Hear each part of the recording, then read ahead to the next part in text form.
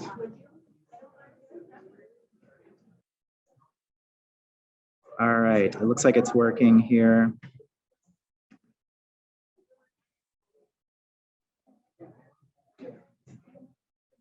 Thank you, folks, for, we'll get started in just a second, and I'm wondering if someone might be able to dim the lights so that we can see the screen here. Very dim. I want you to be able to see the screen.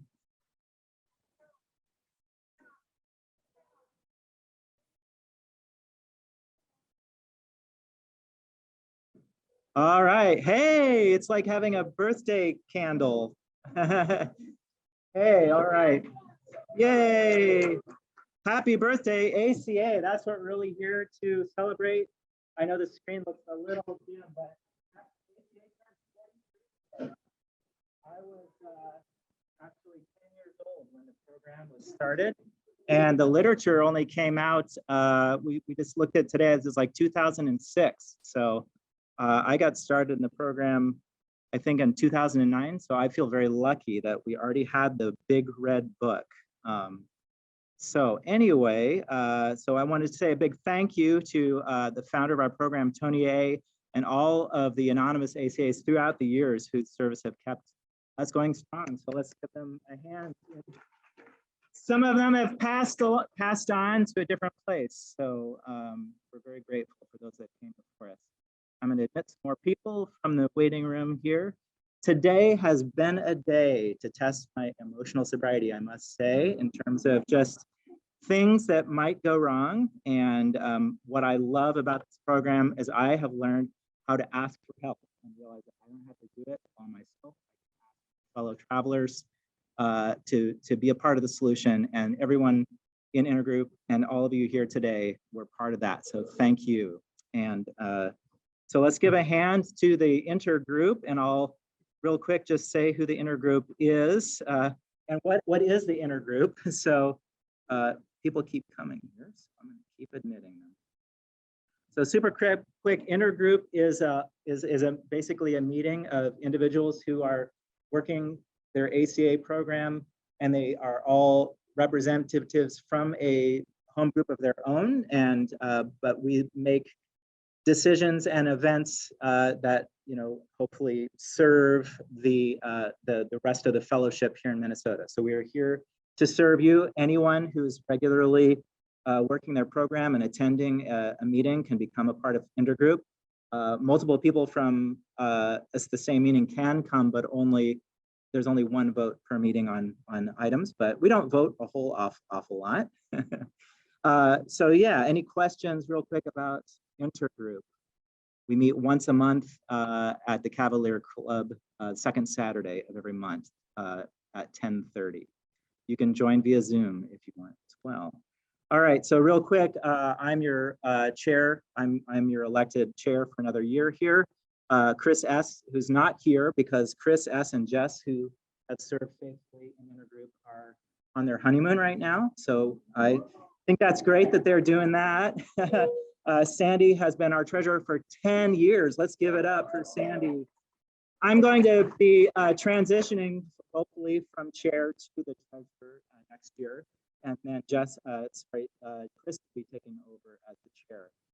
Jeremy is our current secretary. And again, Jess does all those things like communications. And so we apologize to everybody for all any confusion that happened as a result of the address FUBAR. But we're here, and that's what matters.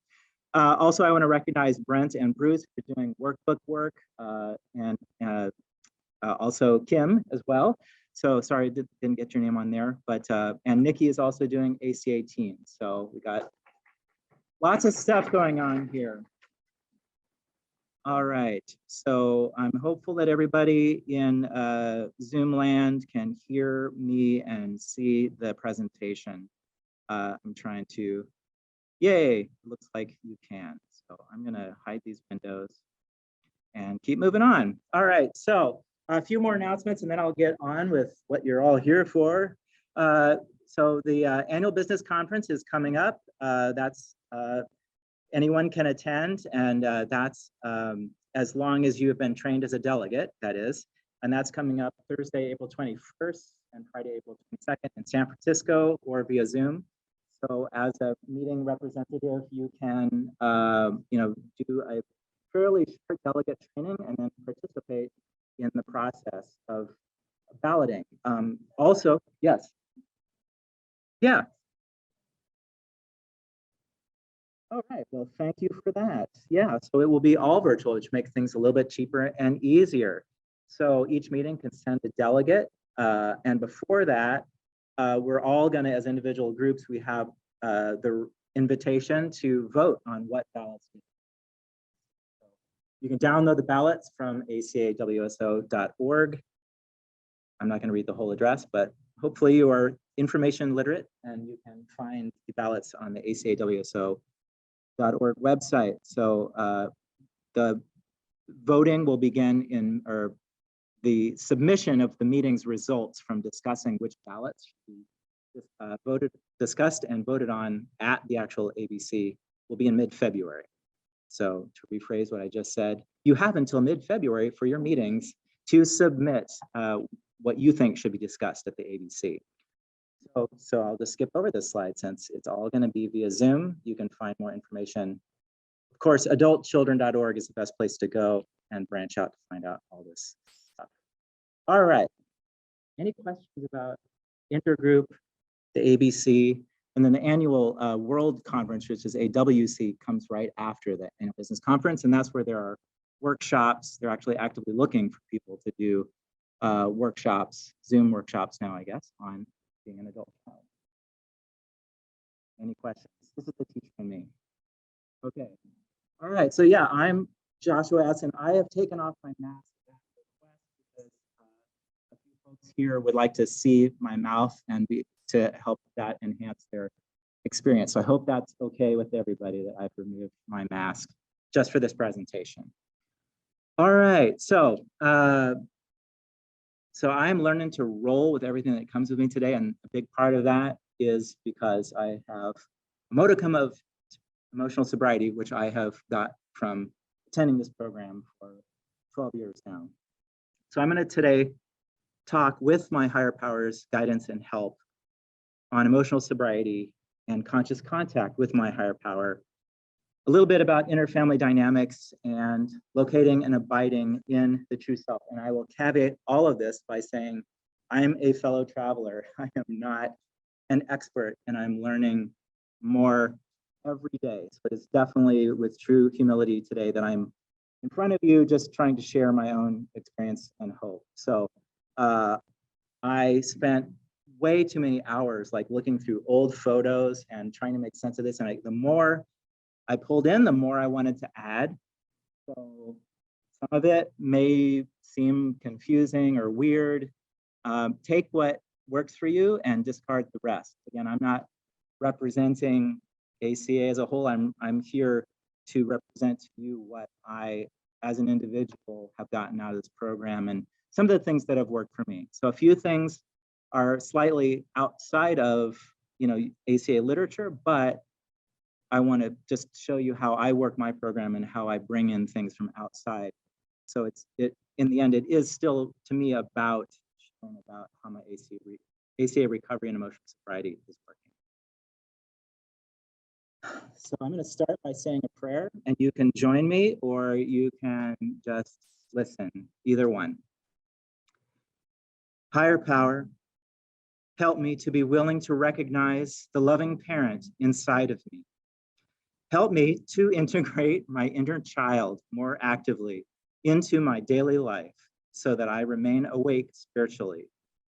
Grant me the courage to change the things I can and grant me the wisdom of my inner child.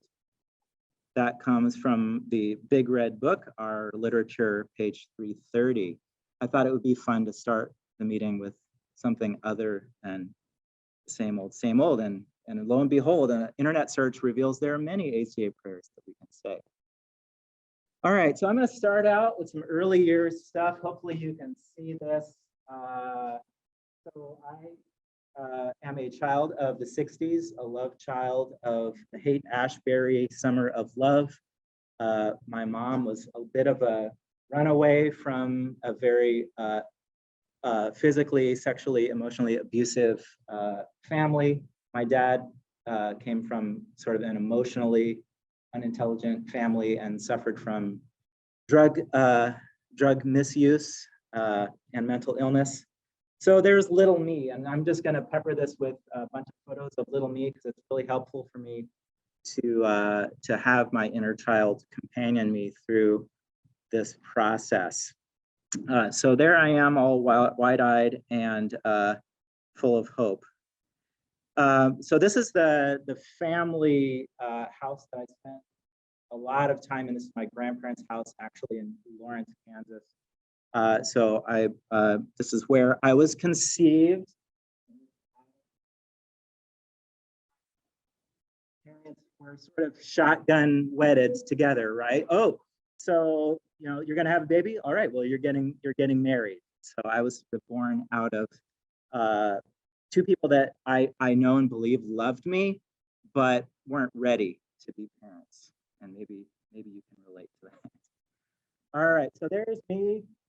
And I'm just showing a bunch of different little pictures of me, just because I think that you can already see sometimes what's coming, right? When you look at pictures, in retrospect, you can look at pictures. I was sometimes a cranky, tantrum throwing child, and I think that this is post tantrum right here, this picture. I still have this sweater, by the way, because my mom likes to keep everything.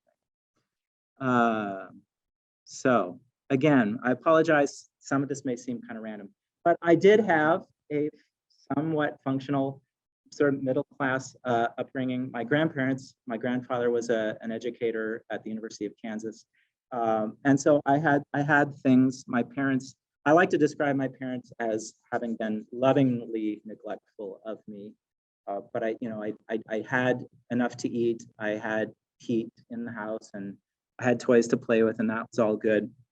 But I'll talk a little bit about, what came before my parents and why I inherited the dysfunction, the family dysfunction.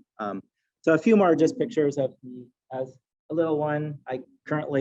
We just got Siamese kittens October 31st, so it's kind of fun to see this picture and have Siamese cats again. I spent a lot of time.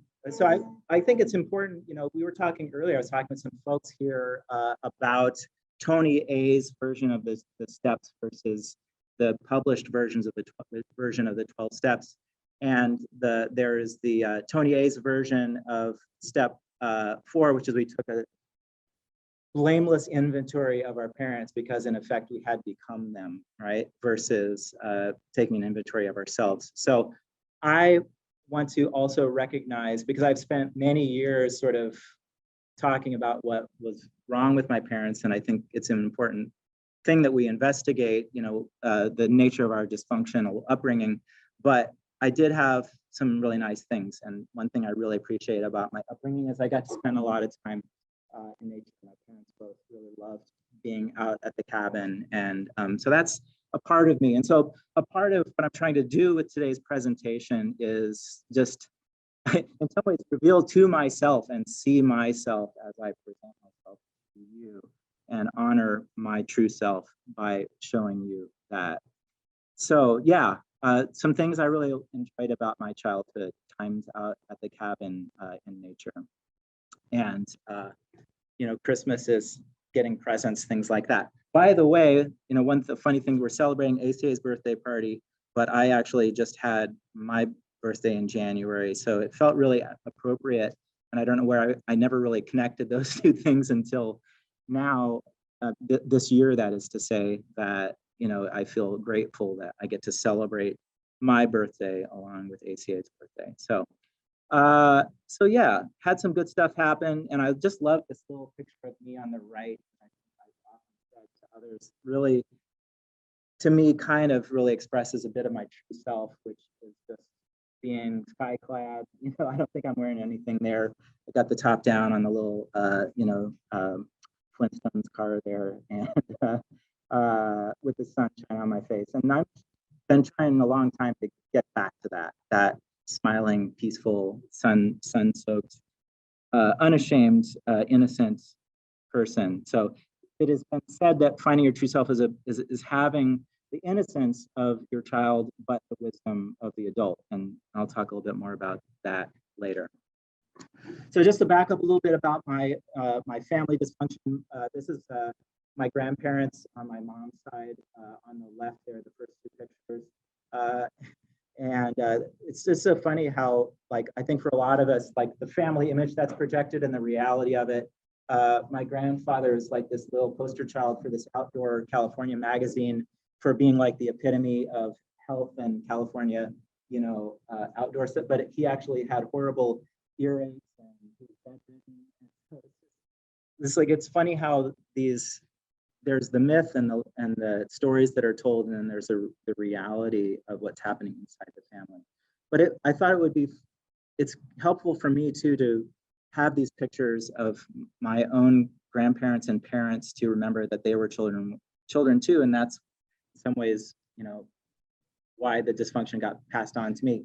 My grandfather on my mom's side is here on the right as a young man, and then as pictured in the military. And he is responsible for a fair amount of the dysfunction in terms of his drug abuse, alcohol abuse, emotional abuse that he passed down through to my mom's side of the family. So, but I wanted to show these pictures to remember that these folks were all children once too, and were deserving of love. On my dad's side, it was a little bit more about workaholism and lack of emotional intelligence, perhaps autism. I'm sort of convinced that especially my dad and my uncles really suffered from a lack of understanding about autism, as well as a lot of drug abuse during the 60s. So yeah, but again, not all bad and beautiful, intelligent people, and I'm grateful for many of the things that they have passed along to me. All right, so moving on here. So here, before they passed away, I was able for many years, I actually avoided my mom's side of the family for quite a bit, but I did get a chance to visit. This is the same grandfather that you saw in the picture with the military photo, and never really really got sober. He was a dry drunk. So anyway, that got passed down. And I'm not going to talk too much about it, but I do have a son myself. And that's a big part of this program too, is coming to the reckoning of that we can't be in control of what gets passed down from us as well.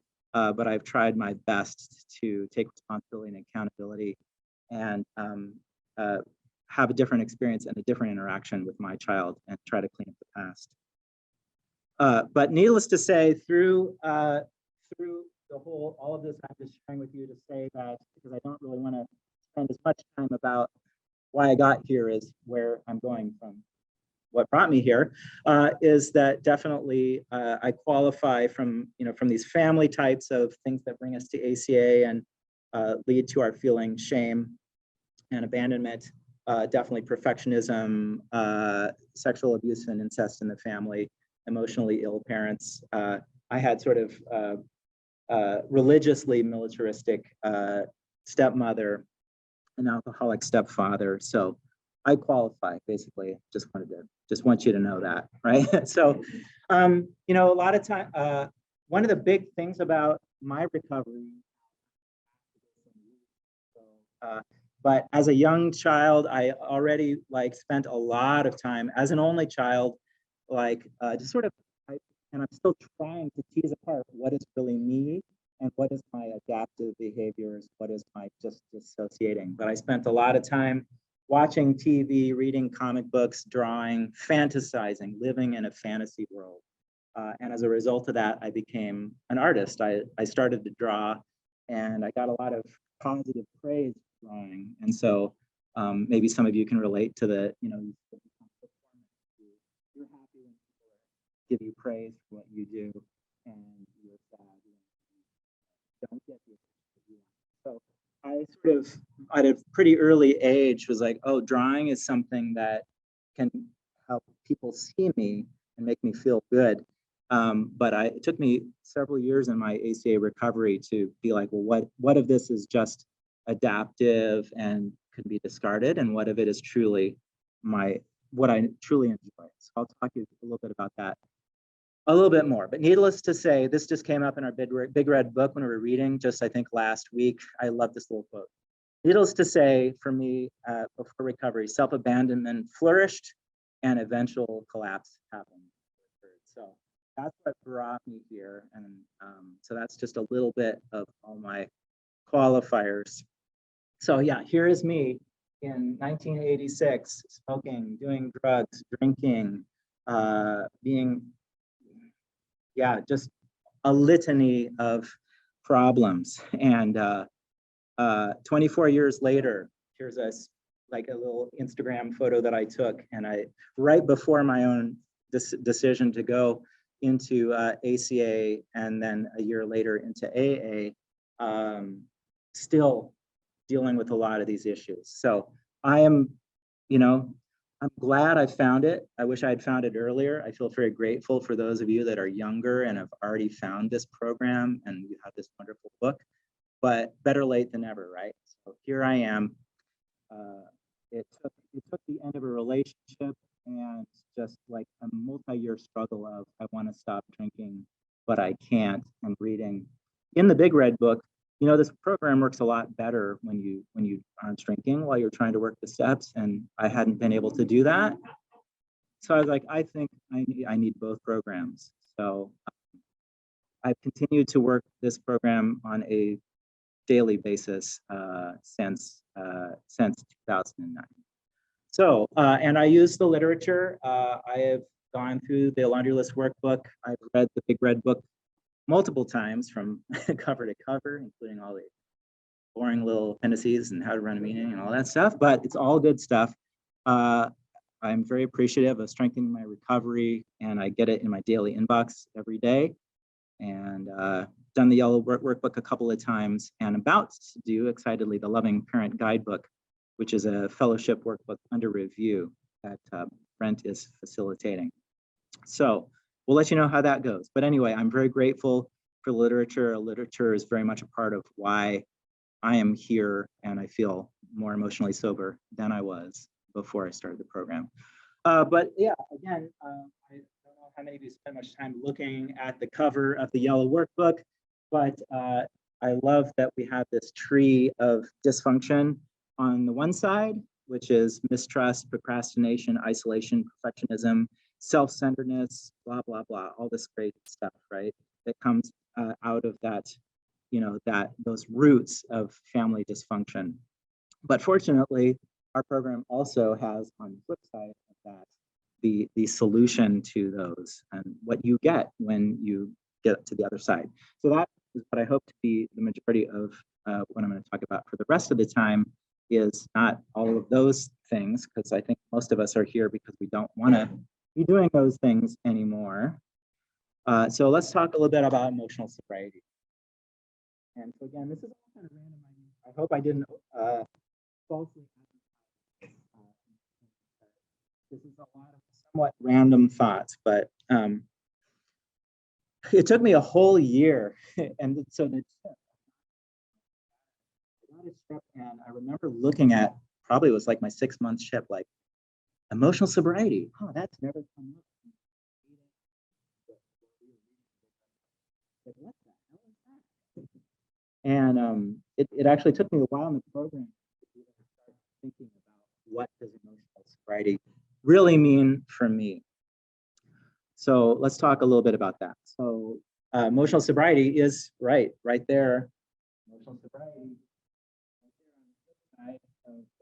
of the laundry list workbook. So, and that has all these different things that come out of that: feeling all your feelings, trusting people, taking action, being of service, loving yourself, accepting mistakes, being honest. I don't need to read all of them. You can reference the rest of the wonderful blossoms of this tree of emotional sobriety. But these are the promises right there on the back of our yellow workbook that I have been working toward in my own emotional sobriety. And that's why, even though I lose them a lot, I've managed to keep more than I've lost of these chips. And they're a big part of my emotional sobriety is just knowing that it's in my pocket. And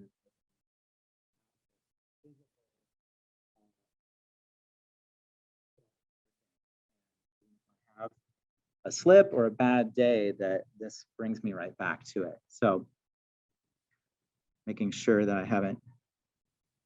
I'm sorry, I think maybe sometimes I walk a little bit further away from the microphone. I will try to stay closer to the microphone. All right, so when I first started doing the program, I know in the Big Red Book there's a page or so that talks about feelings, and it's like, when this happens, I feel this. So does anybody remember that? This is the part of me that's a teacher. All right, yeah, so that was a revelation to me.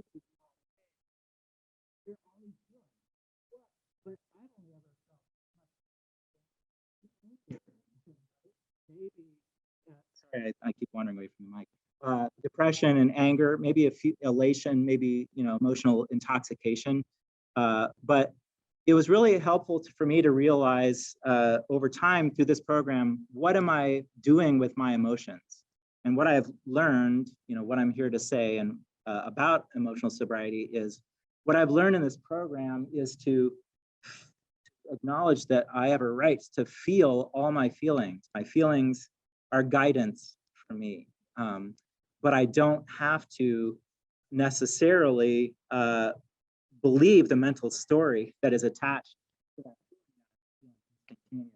Oftentimes, my mind interprets that feeling erroneously, and I still do it often. I project. So what I've learned through this program is that there's a full range, a whole spectrum of feelings that I can feel, and they're all okay feelings to have, including anger. But it's just, what do I do with that feeling? What information is it giving to me?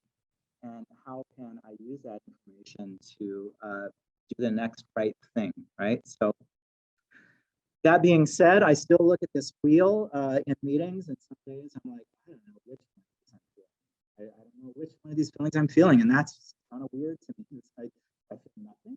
I know I don't feel nothing, but and I'm like, is that serenity? I don't know if that's serenity. I still sometimes struggle. I just want to be honest that even though I feel like I don't act out in a way that's destructive anymore for the most part, that I still struggle sometimes with feeling, totally understanding what all my feelings are. So yeah, here's where one of these random things has come in. So my spiritual awakening has definitely been a little more on the educational type. If you may have heard that from the other literature, there's people have epiphanous spiritual awakenings, and others of us, it's an educational type. It takes longer, but this was really helpful for me to just to have had somebody say in a meeting, like, in step 12, it says, these are the principles we practiced in all of our affairs. And I didn't even know what those principles were. Fortunately, in our workbook, at the end of each one, it does actually say what the principle for each of the steps is. But it's been really helpful too, again, this is sort of the same thing as the tree. These are those fruits of emotional sobriety, and the things that hopefully I'm bringing more to the world: acceptance, hope, faith, honesty, courage, willingness, humility, forgiveness, justice, perseverance, spirituality, and service. Kind of a big ask, isn't it? To be in a daily life, but we try. All right. The other thing, and I'm not going to read all this, but basically another big part of what emotional sobriety is coming out of unhealthy codependence and into healthy interdependence. And so there are obviously lots of examples of ways that we can be unhealthily codependent.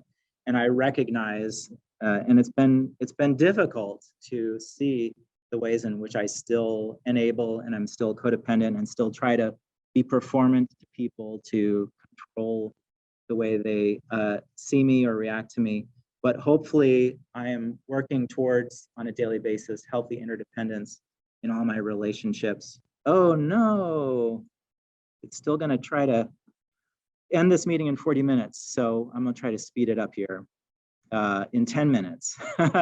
All right, active listening, healthy boundaries, time for your own personal interests, a few of the things that we do when we are healthily interdependent. So those are the kinds of things that I am looking to do. All right, so I'm going to come back to this towards the end. So needless to say, I came from a unhealthy background, but loved my family.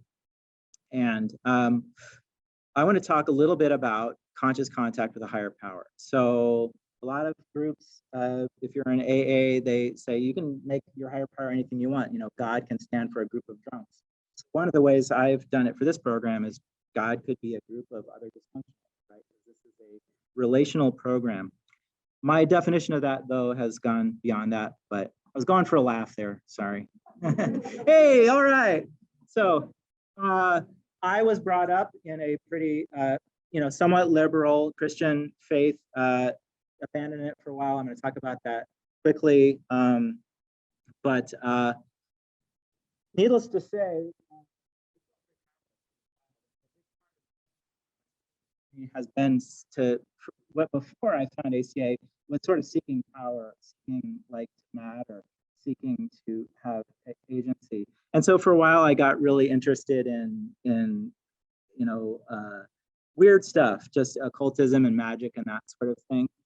And ultimately behind it, I see there was this scared little inner child, right? Who just wanted to feel safe, to be protected, right? So I don't regret that past that I have, but it's definitely informed what I try to do now in my spirituality and how I try to basically, I realize now that there's going to, I could probably go on for another 45 minutes if you let me, and I don't want you to keep you that long in the dark.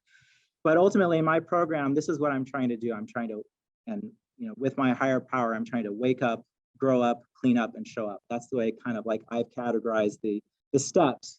And the final 3 steps is basically showing up in the world.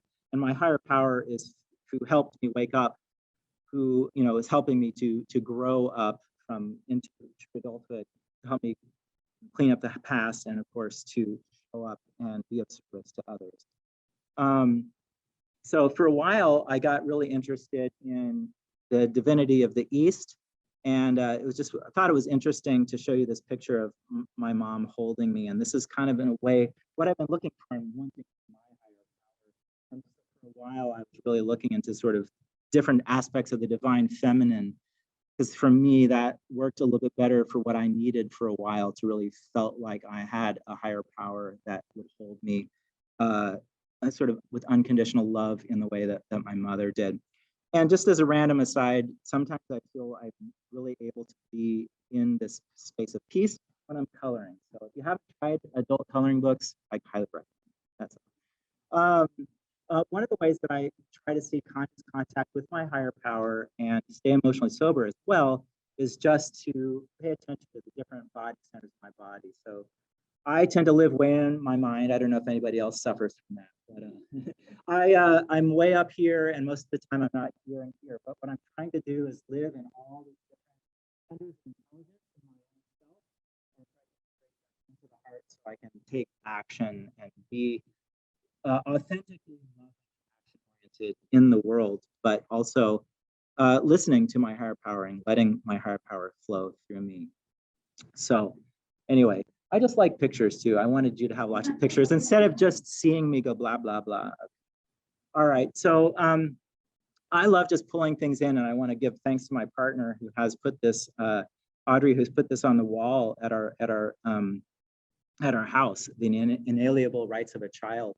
And I just wanted to read that, as children, we had a right to be valuable, to be immature, to be imperfect, to be dependent, and to be vulnerable. And then if those things were denied to us, then we obviously have these problems with self-esteem and moderation and, asking for what we need and having good boundaries. So I'm just really grateful that in a way I wanted to bring these things in because it's like, in some ways, like I reach, like almost everything I see, I can see through the lens of ACA. And so I kind of see that I pull things in as they're helpful to me, and I want to share them with others as well. And I'm going to skip over this because this doesn't really matter. So let's talk about abiding in the true self. That's a challenge. And has anybody heard that thing of we have a right to our funny equations? It's in one of those pieces of literature. So one of my funny equations is the true self to me is not the same thing as the inner child, right? So the inner child is that part of us that is innocent, that's maybe wounded, that maybe sometimes drives the car when we don't, of self that we don't want it to be driving. So to me, the true self is sort of this unconditioned inner child in a way, but it's also, as I said, sort of married to our adult wisdom. Here are a couple of more of my funny equations, but I'll just cut to the one here at the end. I really feel like that the true self is your whole true inner family plus your higher power. So that is my funny equation that I'm going to stick with. I've got these other ones here that I came up with for laughs about, what your false inner family is and what your true inner family is. I'll share the slide with you later if you really want to see that, but all right. But in the end, what I'm going for and why I keep working this program is I want holistic self-connection. So I want to honor my own authentic life expression and bring awareness to my full self through an imperfect practice. And I have to remind myself of this all the time this is part of my loving parenting work. It's not that I'm lovable because of what I do, but I am lovable just because I am. I have a right to be here exactly as I am without doing anything. And I still have to learn that lesson most every day. All right, a few more things about interfamily dynamics. So here's my critical parent. I call him Dr. Dharma. And he's this big muscle guy, and all he can do is just like talk in a big booming voice about everything that I'm doing wrong and make suggestions from the sidelines. Right. So, but he doesn't actually do anything. Tell me what I'm doing wrong. So it was really helpful for me to give a name and a playful, image to my critical parent. This is me. You saw that picture earlier, right? So here's me. I'm just wanting to have a good time with the top down, wind in my hair, right? And here comes Dr. Dharma, comes to just smash that, right? So, right, with his scales of justice. And so sometimes I've, the burden of like trying to save the world just really gets me down. But here's where we want to be, right? Here is me. The inner child isn't steering. Dr. Dharma is just using his power to push the thing along. Because I'm grateful for Dr. Dharma while his advice was important. But anyway, yeah. So yeah, this crazy contraption of the inner family moves along when everybody is working together, right? So my inner adults, my loving parents, they're the ones at the front there steering, and the other people get to enjoy the ride as too in my inner family. All right, so I love to draw. So I just want to, part of the reason I put these pictures in is like, there's this part of myself I don't always acknowledge or show. And I love drawing. I want to keep drawing. And so I'm just putting it out there because it's not something that I figured out a way how to make money on, but this is part of, I think, my true self. I kind of abandoned it for a while thinking it was just, that's the thing. I think we try to fit ourselves into these boxes of the way it's supposed to be, rather than just doing those things that we love to do simply because we love doing them. And so I just want to encourage everybody, if there's something that you love doing, just, do it, start doing it again, and try to let that inner critic just kind of sit on the sidelines like I have, and or, like be in their proper place on that tandem bicycle. This, just real quick, I wanted to show everybody, this is my picture of my higher power. When I did the workbook, we were asked, there's an invitation to draw a picture of your higher power. a little abstract, for me, but to me, it was a world into the heart, a portal into the heart, a sort of timeless space where all the elements were in harmony. And so this was kind of a symbol that I came up with at the time about what my loving higher power was. See, these are the things that are like a teacher's worst nightmare. And you have nightmares about like giving a presentation with your pants down or whatever. But actually, I'm pretty emotionally sober at the moment. I'm like a tiny bit flustered, but I'm okay. Thank you, whoever said you're okay. It's okay. What's that? Oh, I'm glad you're enjoying the pictures. All right, let me try. I'm going to present screen again. I'm so sorry, folks, that you got thrown off. I will be putting the two parts of this presentation together. I am recording it, and I will put the two parts together. So anyway, I was just saying that this was a picture of my higher power. The first time I went through the yellow workbook, there's an exercise to represent your higher power. And so this was that representation at this time. So anyway, I guess if there's anything to be learned from what I presented is to say that my conception of a higher power has changed over time. And I feel really grateful for the fact that this program gives us that freedom, also that challenge, which sometimes can feel daunting, of having a higher power of our own understanding. Okay, so advance. All right, why did I do this? It's just another picture. This is one of the directions I'm going. I love music, and I'm going to talk a little bit about music at the end when I talk a little bit more about my ongoing program. But I just wanted to show a bunch of different drawings that I've done. This is a guy I've been listening to ever since I was a kid, and it's just really interesting because he started out really angry, kind of post-punk singer in a group called Swans, and that group still exists. And he still very much is on a search for his own higher power, and I can hear that in his words and his lyrics, and I can hear his anger, and I know that he came from a dysfunctional family because I watched a documentary about him. But anyway, I wanted to show it just because what I'm trying to do is turn my authentic experience, my own individual authentic experience of life, and try to figure out how to bring all those things together. So that's why I wanted to share this with you, is that part of my journey is just doing these things and not knowing yet what's going to happen with them, right? But that I love music, I love drawing. How can I put those things together and not be worried about what's going to come from that? Maybe it's just like doing the adult coloring book. Maybe it's just something that I do for my own emotional sobriety and personal growth. So again, just to summarize, what's my point with this whole presentation?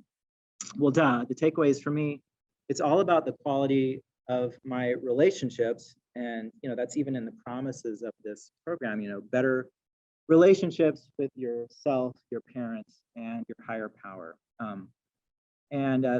For me, it also extends to my relationships. This program has really taught me how to trust others. And today, I'm actually getting goosebumps, and I'm feeling very emotional because I just really so glad to see you all here. And I'm so glad that we all work together to make sure that those that wanted to be here are here. So again, this program has really taught me how to trust and how to be there for others, and to be of service. So I just want to thank you because I can't present to nobody. And so thank you for being here.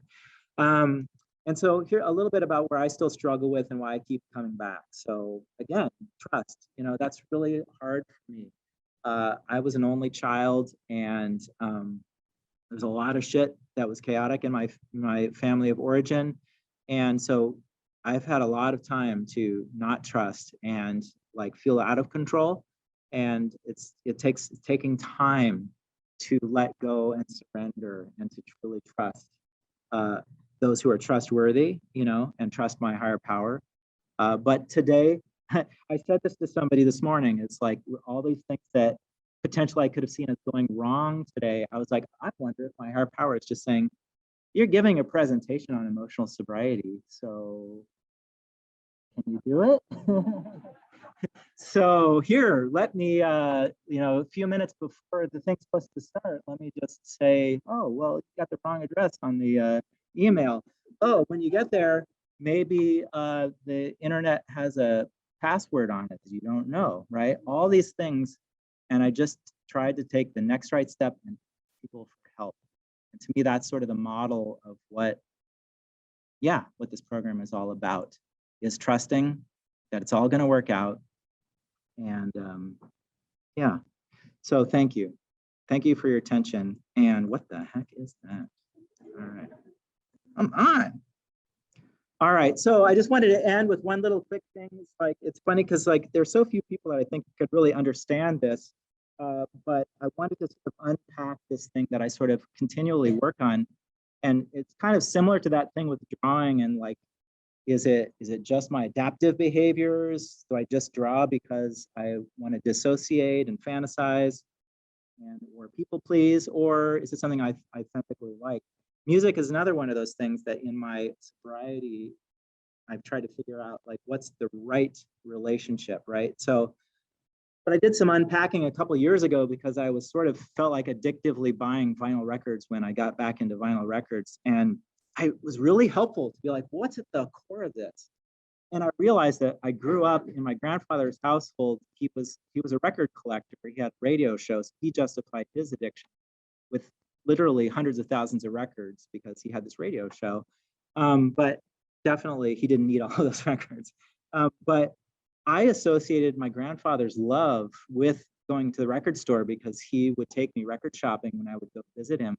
And he just sort of like, I would be like, you know, I would pick out some crazy record by a group maybe called like Alien Sex Fiend. And he was into opera and he'd like, yeah, sure, I'll get that.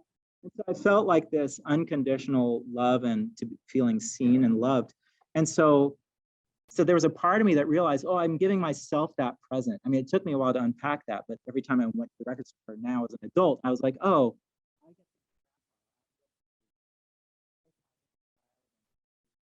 right? But it really helped me to see that things aren't always exactly what they seem, right? So if you sort of look under those layers of your behavior, oftentimes through the lens of ACA can be really helpful. So I don't know if you all remember that chapter on there was the woman who ate canned potatoes. So anyway, buying vinyl records is for my and this is to me that just looking to the future with a sort of an innocent smile on my face, chin up. That's the me I want to be. That's the inner child I bring along with my adult wisdom in being my true self. So thanks everybody. And maybe I'll just end by our group, the Monday night ACA. We love the ACA promises. And we especially like number 12. And so, but maybe we need to lead up to it. So maybe we will end with the ACA promises. And if you want to read along, it's a little bit small type. But the ACA promises are number 1, we will discover our real identities by loving and accepting ourselves. Number 2, our self-esteem will increase as we give ourselves approval on a daily basis. Number 3, fear of authority figures and the need to people please will leave us. Number 4, our ability to share intimacy will grow inside us. Number 5, as we face our abandonment issues, we will be attracted by strengths and become more tolerant of weaknesses. Number 6, this one, I never believed this one, I finally do. We will enjoy feeling stable, peaceful, and financially secure. Number 7, we will learn how to play and have fun in our lives. Number 8, we will choose to love people who can love and be responsible for themselves. Number 9, healthy boundaries and limits will become easier for us to set. Number 10, fears of failures and success will leave us as we intuitively make healthier choices. Number 11, with help from our ACA support group, we will slowly release our dysfunctional behaviors. And number 12, gradually, with our higher power's help, we will learn to expect the best and get it. All right. Yay. Thank you, everybody. I really appreciate your coming out on a cold day today, and I hope you enjoy fellowship. Thank you for turning the lights back on. I'll turn the music back on. So please feel free. We have the room for another bit of time. So if you want to talk a little bit, enjoy more cupcakes, there's more food there. I would love to have you stay, and I'd love to talk to anybody who has questions about my personal journey. Thanks.